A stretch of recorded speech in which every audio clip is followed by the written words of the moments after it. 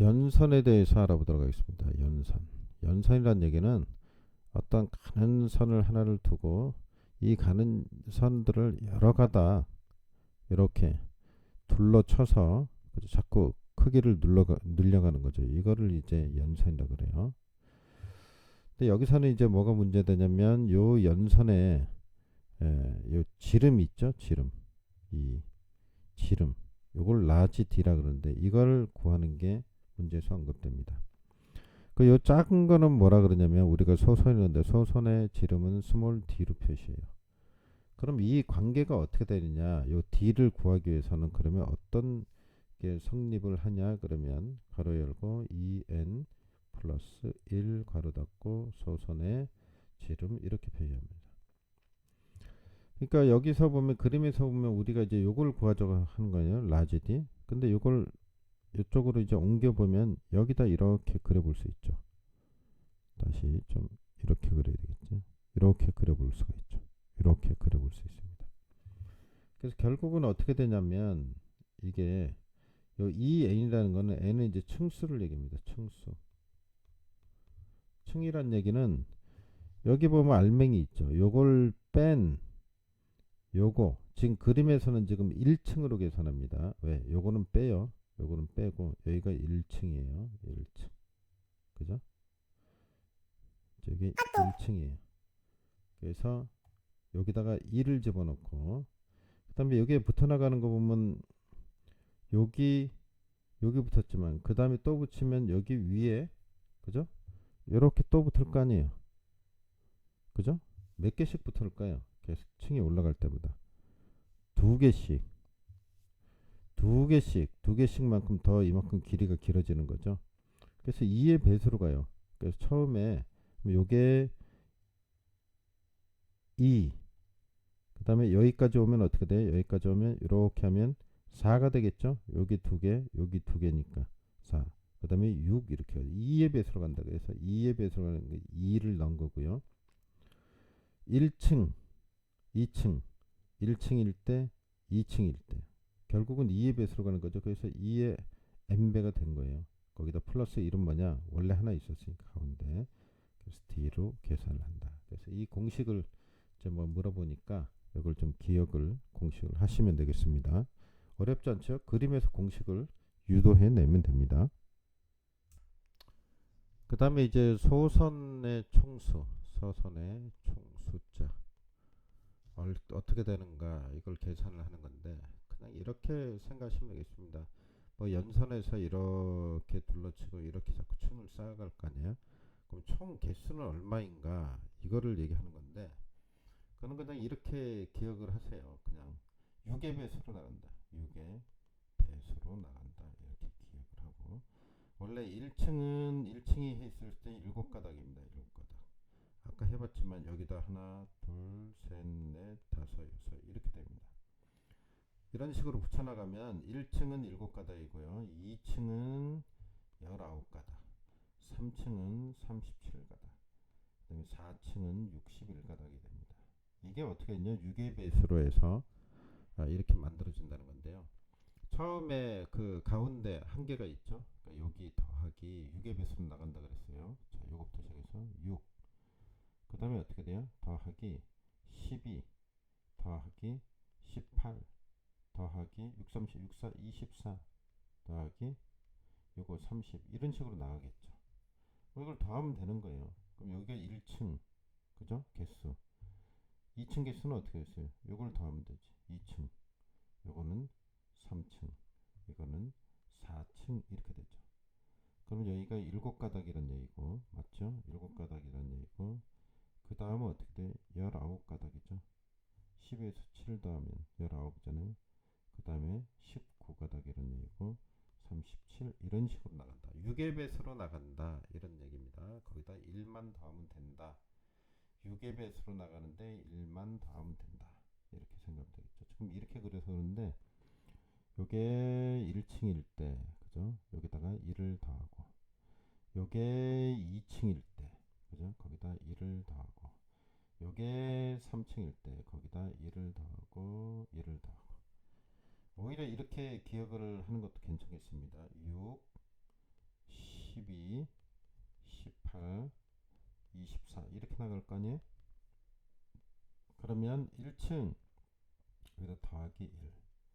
그 다음에 2층 더하기 1. 그죠? 더하기 1씩 해줘야 되는 거죠. 그죠? 3층 요거 계산을 한 다음에 여기다 플러스 1하고 4층 요거 계산하고 여기다 더하기 1하고 이걸 다 더하라는 얘기가 아니에요. 할 때마다 한 번씩만 더해야죠. 이렇게 하면 소선의 총 가닥수를 기억할 수 있다. 뭐 이렇게 기억을 하는 게 쉽습니다. 하지만 이것보다도 아까 얘기한 거 있죠. 지름을 구하는 거.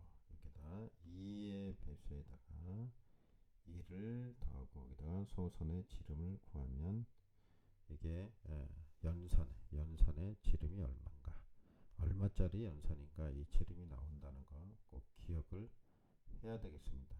알았죠? 이외에도 또 선은 어떤 선이 있냐면 뭐 중공연선 이런 거 있죠. 중공연선.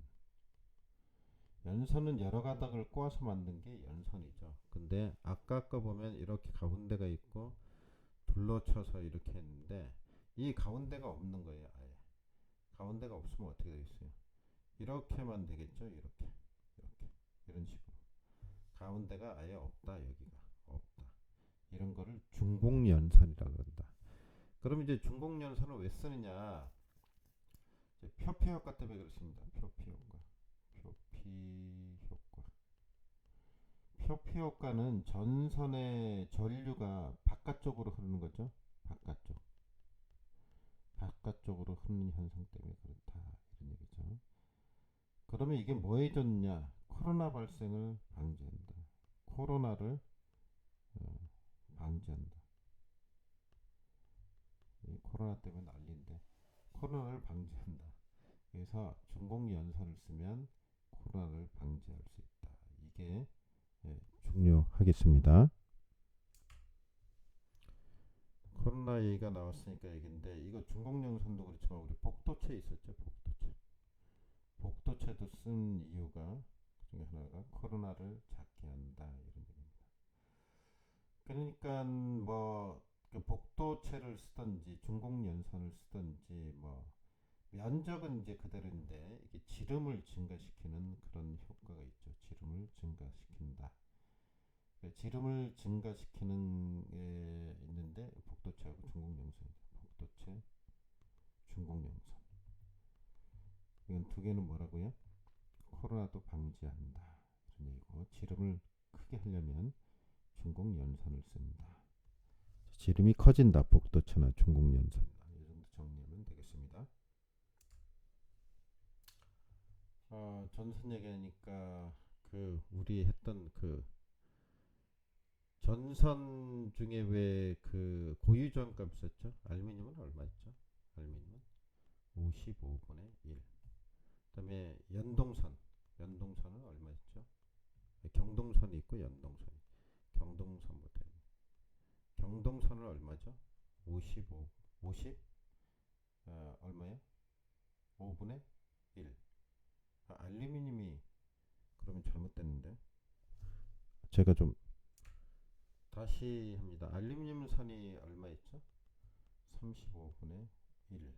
그 다음에 경동선이 55분의 1 이렇게 된다 그랬고, 그 다음에 연동선이 58분의 분모가 클수록 작은 거니까 그래서 이제 기본적으로 좀 뭐 알아두면 좋겠고요. 전에 얘기하면서 무슨 얘기냐면 요거의 단위가 그 다음에 스퀘어 퍼 메타당 이렇게 된다. 요 얘기했습니다. 단위 좀 기억을 하면 좋겠고요. 여기서 이제 알루미늄 이 선이 있죠. ACSR을 이제 우리가 많이 쓰고 있는데 이 송전을 할 때 이 강심 알루미늄 연선이죠. 강심 알루미늄 연선이다. 이걸 왜 쓰느냐 이런 얘기인데 한마디로 얘기하면은 아까 봤지만 고유 저항이 로우 값이 이거 어떻게 되죠? 35분의 1이죠. 아까 경동선 얼마 있죠? 경동선 55분의 1, 연동선이 58분의 1. 그럼 이 중에 제일 뭐 그 저항값이 큰 거 아니에요? 여기 저항값이 제일 크죠. R값이 제일 큰데. 그럼 왜 이걸 쓰느냐? 가볍다. 가볍다. 전선 들어보면 무게 꽤 나가지요. 그 다음에 이거 이제 이런 구조가 어떻게 돼 있냐면 안에 보면은 그 강철선이 있습니다. 강철선. 이 안쪽에 강철선이 있고 여기다 이제 알루미늄을 이렇게 감아서 쓴 거죠. 강철심은 왜 쓰느냐? 강도를 보강하기 위해서. 끊어지기 쉬우니까 알루미늄이 강도 보강을 위해서 쓴다. 이렇게 볼 수 있습니다. 그리고 이 표피 효과 얘기 썼는데 표피 효과라는 얘기는 이렇게 전류를 흘려보내면 가운데 쪽은 전류가 잘 안 흘리죠. 그러니까 어차피 안 흐르는 데다가 이 강철을 넣어가지고 튼튼하게 보강도 해주고 그 전기가 흐르는 건 어떻게 된 거예요? 겉에 있는 이 알루미늄을 통해서 흐르는 게 알루미늄 이 연선을 통해서 여러 가닥이 된 거. 그죠? 물론 연동선보다는 떨어지지만 가볍다. 이렇게 하면은 연선을 쓰면은 그 지름이 늘어나는 효과가 있죠. 그래서 뭐요? 코로나도 방지된다. 그렇습니다. 그래서 우리가 요건 꼭 알고 있어야 되는 게 그 코로나 방지. 이거 안 일어나게 하려면 쓰는 전선이 아까 얘기한 중공 연선 있었죠. 그다음에 뭐 복도체, 그죠? 그다음에 ACSR 이거 전부 다 코로나를 방지하는 데 도움이 된다. 이 정도를 기억하면 되겠죠. 그다음에 전선의 굵기 선정 이걸 위해서 필요한 거 있죠. 다들 알고 있죠. 첫 번째 허, 두 번째 기, 세 번째 전 이렇게 된다. 허는 뭐냐? 허용 전류. 그죠? 이걸 생각을 해야 되고 두 번째 기계적 강도. 기는 기계적 강도가 튼튼해야 된다는 거. 그 다음에 전은 전압 가가 적어야 된다. 이게 뭐라고요? 전선 굵기 시 고려해야 될 사항입니다. 기초적으로 많이 나오는 문제니까 꼭 좀 이 세 가지는 기억을 하기 전 해서 기억을 해 두셔야 되겠습니다.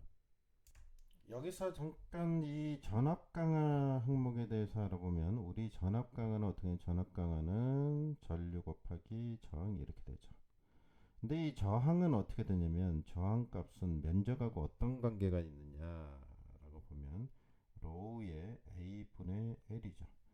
여기서 면적이 커지면 어떻게 되는 거예요? 단면적이 커지는 거죠. 단면적이 커지면 어떻게 해요? 저항값은 줄어들게 되죠. 그렇죠?